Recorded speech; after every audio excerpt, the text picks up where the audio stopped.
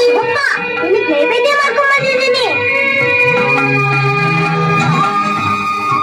ಶಿವಪ್ಪ, ಅಪ್ಪ ಇದ್ದಿದ್ರೆ ನಿನಗೆ ಬೇಗ ನೈವೇದ್ಯ ತರ್ತಾ ಇದ್ರು. ಅವ್ರು ಊರಿಗೆ ಹೋಗಿದ್ದಾರೆ. ಇನ್ ಅಮ್ಮ, ನನಗೆ ಅಮ್ಮನೇ ಇಲ್ಲ ಅಂತ ನಿನಗ್ ಗೊತ್ತಲ್ಲ. ಅಮ್ಮನ ಮುಖನೇ ಕಾಣ್ದಿರೋಳು ನಾನು ಚಿಕ್ಕ ಹುಡುಗಿ ಅಲ್ವಾ? ನೇರದಿಂದ ನೈವೇದ್ಯ ಮಾಡ್ಕೊಂಡ್ ಬರ್ಬೇಕಲ್ಲ, ಅದಕ್ಕೆ ಬರೋದ್ ತಡವಾದಪ್ಪ. ಕಾದು ಬೇಸರವಾಯ್ತೆ ನನ್ನಪ್ಪ. ಇಲ್ಲ, ಹೊತ್ತು ಮೇಲೆ ಬಂದೆ ಅಂತ ಕೋಪವೇ ಶಿವಪ್ಪ. ನಾಳೆಯಿಂದ ತಡ ಮಾಡೋದೇ ಇಲ್ಲ. ಇವತ್ತು ತಿನ್ನೋದಿಕ್ ಬಾರಪ್ಪ.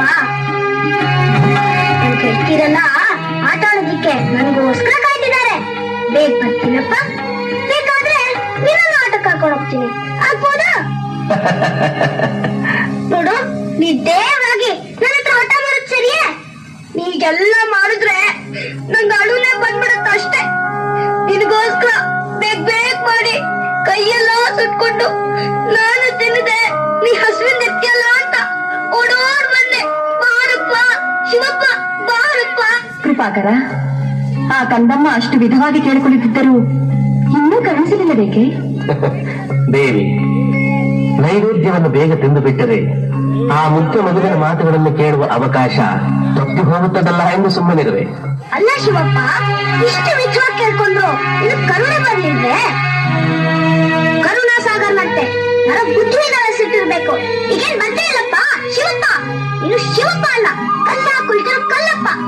ನೋಡ್ತಾರೋ ಈ ನೈವೇದ್ಯ ಮನೆಗ್ ತಗೊಂಡ್ಬಿಡ್ತೀನಿ ಅಷ್ಟೇ. ಗಮ್ಮಯ್ಯ ಗುಡ್ಡ ಹಾಕಿದ್ಕೋದಿಲ್ಲ. ಕೊನೆ ಸರಿ ಹೇಳ್ತಾ ಇದ್ದೀನಿ, ಈಗೇನ್ ಬಂದೇ ಇಲ್ಲಪ್ಪ. ಇದು ಮುಂದೆ ಅಮ್ಮ.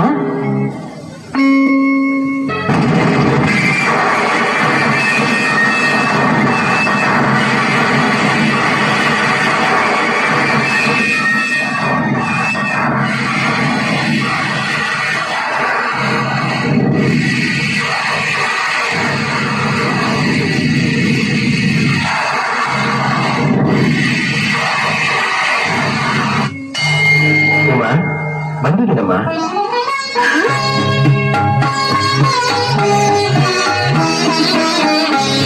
ಶಿವಪ್ಪ, ಬಂದ್ಯಾನಪ್ಪ. ಇಷ್ಟು ಗಾಡಿ ಬೇಡಿದ್ರು ಈಗ ಬಂದಿದ್ಯಾ? ಹತ್ರ ಮಾತೇ ಆಡಲ್ಲ. ನೈವೇದ್ಯ ಕೊಡುವುದಿಲ್ಲ ನಿಮಗೂ? ಹೊಟ್ಟೆ ಬಹಳ ಹಸಿವಿದೆ ಕಂದ. ಅಖಿಲಾಂಡ ಕೋಟಿ ಬ್ರಹ್ಮಾಂಡ ನಾಯಕನಿಗೆ ಹಸಿವಿಗೆ ನನ್ನೊಂದಿಗೆ ಒಂದು ತಿರುವು ಹೀಗೆ ಹೇಳಲಿಲ್ಲವಲ್ಲ? ಅಮ್ಮ, ನನಗೆ ಹಸಿವು ತಡೆಯಲಾಗುತ್ತಿಲ್ಲ, ಕೊಡು ತಾಯಿ. ಹೊಟ್ಟೆ ಹಸಿವು ಅಂದೆಲ್ಲ ಅದು ಕೊಡ್ತಾ ಇದ್ದೀನಿ, ಹೋಗ್ಲಿ ತಗೋ. ಈಗ ನೀನು ಒಳ್ಳೆಯ ಹುಡುಗಿ.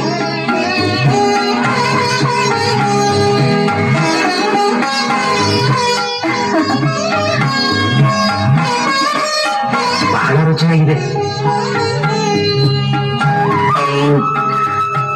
ನೈವೇದ್ಯ ತುಂಬಾ ಚೆನ್ನಾಗಿತ್ತು ಮಗು. ಸರಿ, ಹೋಗಲ್ಕೆ ಸಾಕು. ನಾಳೆಯಿಂದ ತಡ ಮಾಡಿ ಬರ್ಬಾರ್ದು, ತಿಳಿತಾ? ತಿಳಿಯಿತು ತಿಳಿಯಿತು. ಬರ್ಲಾ ಶಿವಪ್ಪ?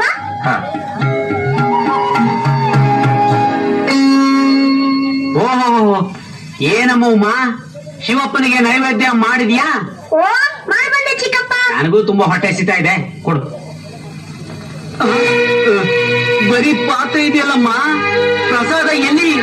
ಪ್ರಸಾದ ನಾನ್ ತಗೊಂಡೋಗಿದ್ ನೈವೇದ್ಯ ಎಲ್ಲ ಚೆನ್ನಾಗಿತ್ತು ಅಂತ ಆ ಶಿವಪ್ಪನೇ ತಿನ್ಬಿಟ್ಟ ಚಿಕ್ಕಪ್ಪ. ಆ ಶಿವಪ್ಪ ತಿನ್ನ? ಆ ಶಿವಪ್ಪ ಪ್ರತ್ಯಕ್ಷ ಆಗಿ ಈ ನೈವೇದ್ಯ ತಿನ್ನ? ಹೌದು ಚಿಕ್ಕಪ್ಪ, ಅಪ್ಪ ನೀನು ನೈವೇದ್ಯ ಕೊಟ್ಟು ಬರ್ತಿದ್ರಲ್ಲ, ಇವತ್ತು ನಾನ್ ತಗೊಂಡೋಗ್ ಕರೆದ್ರೆ ಬರೋದ್ ಬೇಡ್ವೆ? ಚಿಕ್ಕ ಹುಡುಗಿ ಅಂತ ಕಾಣಿಸ್ಬಿಡದೆ ಚಿಕ್ಕಪ್ಪ.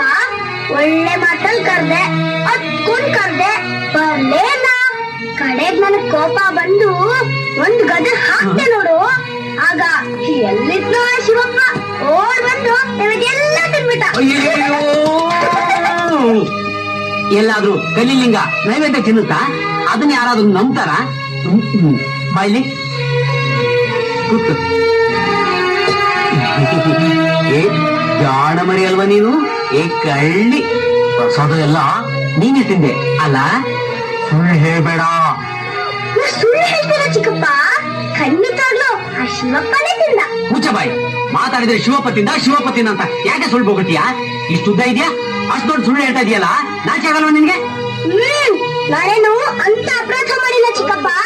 ಬೇಕಾದ್ರೆ ನೀನೇ ನನ್ ಜೊತೆ ಬಾ. ಆ ಶಿವಪ್ಪನೇ ಬಂದು ನೈವೇದ್ಯ ತಿಂತಾನ ಇಲ್ವೋ ನೋಡು. ನಿನಗೆ ಎದ್ದೋತದ್ವ ಭಕ್ತಿ ಹೆಚ್ಚಾಗಿ ಹುಚ್ಚಿಡಿತಾ ಇದೆ.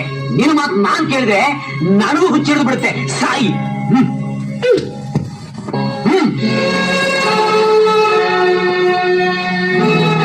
ಶಿವಪ್ಪ ಚಿಕ್ಕಪ್ಪ ತುಂಬಾ ಕೋಪ ಮಾಡ್ಕೊಂಡ್ಬಿಟ್ಟಿದ್ದಾರೆ.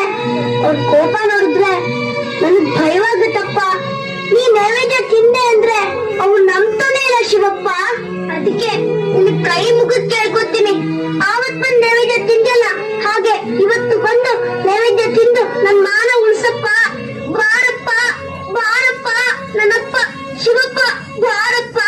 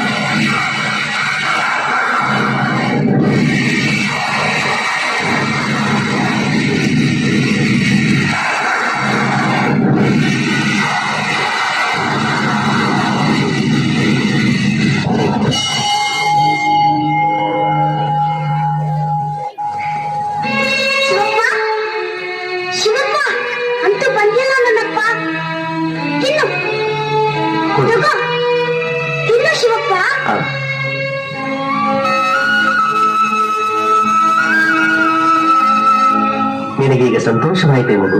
ನನಗೆ ತೃಪ್ತಿ ಆಯ್ತು ನನ್ನಪ್ಪ. ನನ್ನ ಮಾನ ಉಳಿಸ್ತೆ ಶಿವಪ್ಪ. ಶಿವಪ್ಪ, ನಾನು ನಿನ್ನನ್ ಬಿಟ್ಟು ಅರ್ಘಳಿಗೇನು ಇರಕ್ಕಾಗ್ತಲ್ಲ ನನ್ನಪ್ಪ. ಅದಕ್ಕೆ ನನ್ನ ನಿನ್ ಬಳಿ ಕರ್ಕೊಂಡ್ಬಿಡಪ್ಪ, ಕರ್ಕೊಂಡ್ಬಿಡು. ನನಗೂ ಅಷ್ಟೇ ಮಗು.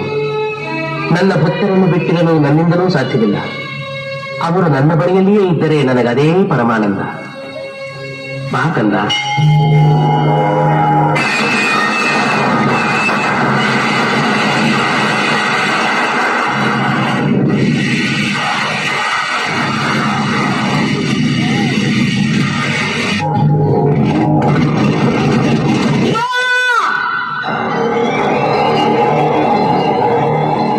ಎಲ್ಲವೂ ನಿನ್ನ ಲೀಲೆ, ಶಿವಲೀಲೆ, ಶಿವಲೀಲೆ, ಶಿವಲೀಲೆ, ಶಿವಲೀಲೆ, ಶಿವಲೀಲೆ, ಶಿವಲೀಲೆ, ಶಿವಲೀಲೆ, ಶಿವಲೀಲೆ, ಜಗಜೀವನ ಶಿವಲೀಲೆ